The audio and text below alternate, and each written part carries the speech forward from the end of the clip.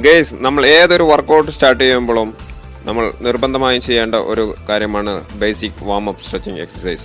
ഇത് വളരെ ഇമ്പോർട്ടൻസ് ആയ ഒരു കാര്യമാണ്. No excuse of these things. നമ്മൾ മെയിൻ വർക്കൗട്ടിന് മുന്നേ ചെയ്യേണ്ട ഒരു സ്ട്രെച്ചിങ് എക്സസൈസ് ആണ് dynamic or active stretches. Then വർക്കൗട്ടിൻ്റെ എൻഡ് ഓഫ് ദി സെഷൻ നമ്മൾ കൂൾ ഡൗൺ സ്ട്രെച്ചസ് അഥവാ പാസീവ് സ്ട്രെച്ചസും നിർബന്ധമായും ചെയ്തിരിക്കണം. ഒരു ഹൈ ഇൻറ്റൻസീവ് മസിൽ മൂവ്മെൻറ്റിന് മുന്നേ ന്യൂറോ മസ്കുലർ ആക്ടിവേഷന് വേണ്ടി നമ്മുടെ ബ്രെയിനിന് കൊടുക്കുന്ന ഫസ്റ്റ് സിഗ്നലായിട്ടാണ് നമുക്ക് ഈ വാം അപ്പ് സ്ട്രെച്ചിങ് എക്സസൈസിനെ കാണേണ്ടത്.